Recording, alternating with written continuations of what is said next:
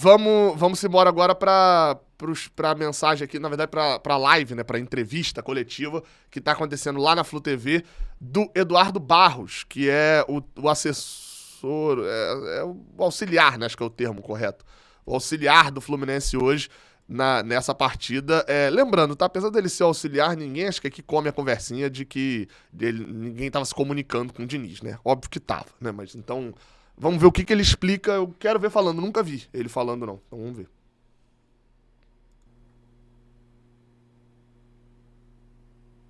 Pode ir? Ok, gente.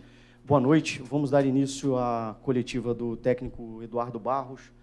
Santos 2, Fluminense 2. Vou começar? Alguém?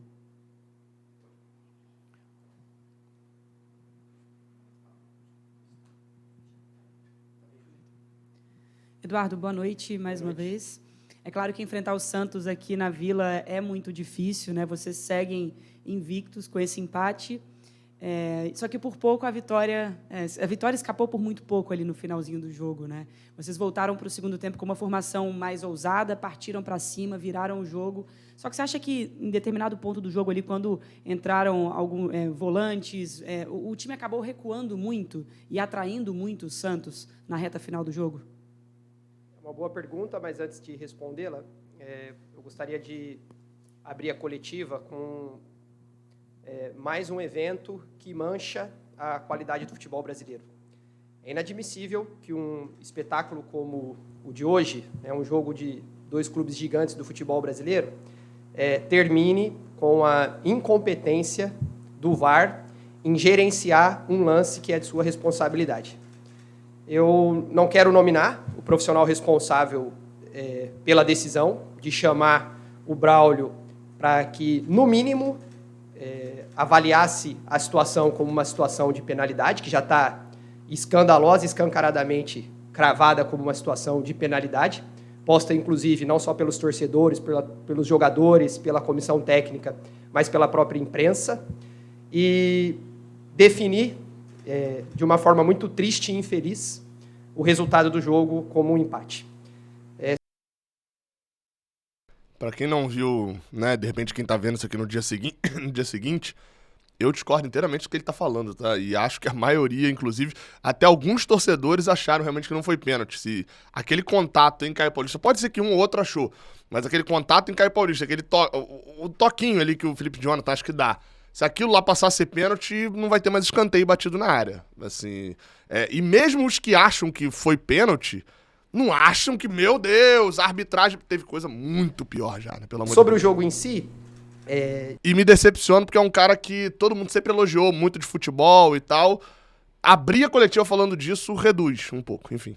de fato, nós viemos para o segundo tempo com uma formação, talvez a mesma, mas de fato mais ousada, no intuito de mudar um pouco das características dos jogadores. A gente tirou um zagueiro para colocar um volante para dar mais volume de jogo no campo de ataque da nossa equipe. E eu não sei se a gente recuou com as mudanças de jogadores, porque naquele momento de reta final de jogo, o que nós precisávamos, nós havíamos conseguido, que era reverter o placar. Isso posto, nós, se tivéssemos de fato recuado, nós não cederíamos um gol como cedemos, que foi um gol de contra-ataque. A gente... Concordo totalmente agora com ele. O problema não é recuar. O problema é você botar jogadores que mentalmente recuam o time, né? Você tá enchendo o time de volante e tal, e você ir pra frente. Recuado, nós não cederíamos um gol como cedemos, que foi um gol de contra-ataque. A gente, mesmo com as mudanças, que a gente reposicionou a equipe, a gente ainda estava buscando mais um gol, porque essa é a característica marcante dos trabalhos do Fernando Diniz. Infelizmente, num contra-ataque que a gente podia ter evitado e ter marcado melhor, a gente acabou sofrendo o gol de empate, em que pese que, infelizmente, nós não tivemos a oportunidade de bater mais uma penalidade, como aconteceu no final de semana, em que houve 2 pênaltis a favor de uma das equipes do Campeonato Brasileiro e foram muito bem assinalados pela arbitragem. Dane-se a parte final, né? Sobre o meio, aí teria uma dúvida, não sei se vão perguntar. Se a postura era essa, por que foram escolhidos jogadores que têm postura defensiva? Por que escolheu-se o Wellington para continuar atacando, sabendo do risco de tomar o contra-ataque?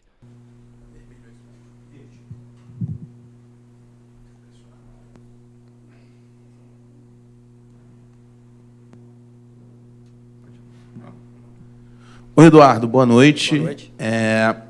O Fluminense vem já algumas partidas, né? Talvez dando essa... Hoje até você falou que não recuou, mas uma baixada de linha. Aconteceu contra o Fortaleza, aconteceu contra o Bragantino. E a gente começa a perceber alguns sinais de desgaste do time, né? Que é um jogo atrás do outro nessa maratona, quarta, domingo. Diante disso, você tem agora uma semana, né? Você e sua comissão técnica, uma semana livre para trabalhar até o jogo contra o Cuiabá e depois uma outra semana livre. Chega numa hora boa essas semanas livres, o quão importante vai ser para recuperar o time? Pois é. Hoje nós tivemos que reverter um placar adverso e nós tivemos competência, capacidade e condição física para fazê-lo. Nós tomamos o gol, se eu não me engano, antes dos primeiros 15 minutos de jogo. Passamos mais de 60, 65 minutos correndo atrás do resultado, oferecendo alguns contra-ataques naturais pela própria disposição da equipe na tentativa de buscar pelo menos o gol de empate. E eu não sei se pesou, se o desgaste foi determinante para definir o resultado de hoje. É claro que 2 semanas abertas após uma maratona de jogos, ela é essencial, não só para os efeitos de recuperação dos jogadores, mas principalmente para os ajustes de treinamento que o Diniz vai fazer para a próxima maratona que a gente vai enfrentar na sequência do Campeonato Brasileiro e dos Jogos de Copa do Brasil.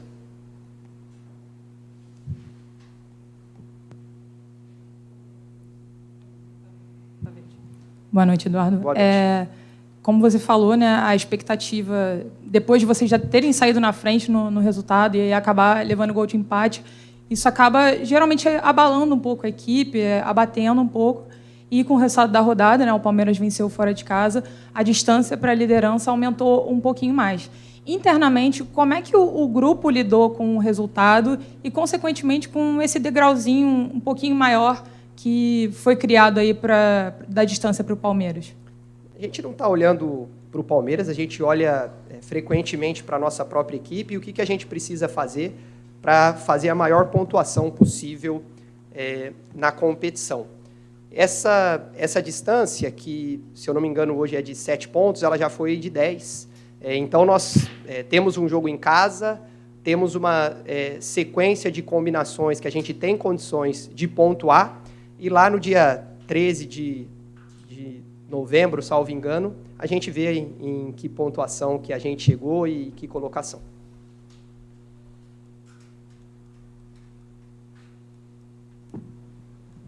Boa noite, Eduardo. Tudo bem? Sidão Marinho, da Litoral News.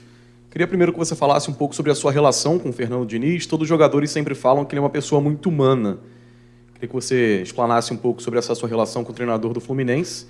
E, além disso, falasse um pouco também sobre a ousadia que vocês tiveram no intervalo, porque, claro, teve depois um recuo da equipe, mas vocês tiraram um zagueiro para botar o Martinelli e isso ajudou o Fluminense a criar as 2 chances para os 2 gols. Ótimo. A minha relação com o Fernando Diniz, ela já tem quase uma década. Eu assisti um jogo da Série A2 a convite de um grande amigo que temos em comum, que é o professor João Paulo Medina.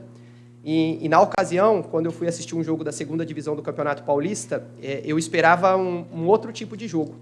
E o que eu vi naquele momento, em Campinas, quando o Fernando Diniz dirigia o Atlético Sorocaba, me encantou. E eu sabia que, por já ser apaixonado pelo jogo, apaixonado pela profissão e ter o desejo de ser treinador, eu sabia que ali tinha uma equipe que era uma expressão da visão de mundo do treinador. E é uma visão de mundo que transcende o toque de bola, é muito mais do que isso. O dinizismo ele não se reduz à aproximação dos jogadores, a tocar a bola e a gerar um jogo esteticamente bonito. Tem profundidade nessa construção da equipe, e eu sabia que, para aprender sobre isso, eu teria que viver o dia a dia dessa construção. Felizmente, alguns anos depois, surgiu um convite efetivo para trabalhar na comissão técnica dele, e somando esse é o 4º clube que eu estou trabalhando com o Fernando, já são ali quase 3 anos de parceria. E eu sou muito feliz e realizado pessoal e profissionalmente por isso. Alteração do intervalo, como eu mencionei anteriormente, nós precisávamos talvez manter a formação, mas ter características de jogadores diferentes em cada uma das posições. Por isso a saída de um zagueiro, a entrada de um volante. As linhas de marcação do Santos estavam muito baixas, eles tinham uma vantagem no placar, o que era natural, eles descerem suas linhas e explorarem os contra-ataques para tentar ampliar o resultado. E a gente precisaria ter jogadores no entre-linhas do Santos e que a bola chegasse com qualidade lá. E não que os nossos jogadores de melhor poder de decisão viessem buscar a bola à frente da linha de marcação do Santos. Foi isso que a gente conseguiu fazer no segundo tempo e, por isso, o volume de jogo que a gente, felizmente, conseguiu produzir.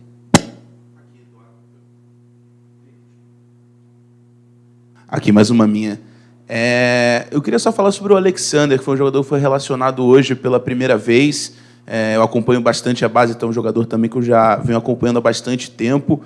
E eu queria saber como é que vem sendo essa primeira... O que você e o Diniz vem vendo dele? Já está algumas semanas treinando no CT Carlos Castilho. Como é que vem sendo essa transição dele da base para o profissional? E, claro, sobre essa primeira oportunidade dele aí na relação do time.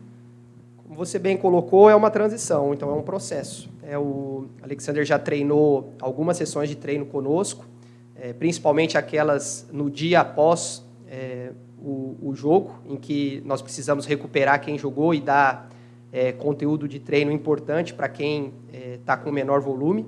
E o Alexander, nesse contexto, assim como muitos outros jovens promissores de Xerém, tem aparecido no CT Carlos Castilho para treinarem. Ele se destacou e, em virtude das ausências que nós tínhamos hoje, por suspensão ou por lesão, o caso de Manuel, ou de Nonato, ou de Felipe Melo, abriu uma vaga para...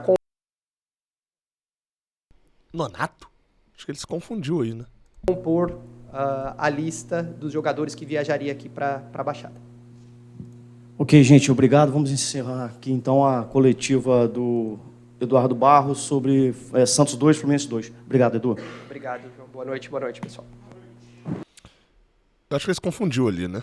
Ou então a gente vai perder pontos aí, né? Pro Nonato ter jogado suspenso. Sobre o Eduardo Barros, assim, a galera tava falando aí no chat, aí, eu tava rindo aqui. Mas é óbvio, ele não é treinador, ele é um cara do background ali, né? Então ele não tem ele não foi jogador como o Diniz foi, então ele não tem esse background da entrevista, né? Enfim, mas até legal ouvir o cara assim, porque fala de futebol. Quer me matar eram as coletivas de Marcão, até de Abel mesmo, que encaixou, hoje não encaixou, fulano tava dando a vida em campo. Então não, quero entender, por exemplo, ele entender na mexida, botar o André na zaga. Mas faltou aquele... Se eu tivesse pensado, eu tinha mandado pro Kaiser aqui. Dava um jeito de mandar a mensagem pra ele perguntar isso. Se a intenção era não recuar, e ele viu que o problema de fato foi que não recuaram, por que colocou os jogadores defensivos? Porque os jogadores defensivos foram colocados se ele tinha opções ofensivas para não fazer uma função de retranca, que não tem problema nenhum fazer retranca. Mas se você bota os jogadores pra retranca, faça uma retranca, né? Enfim.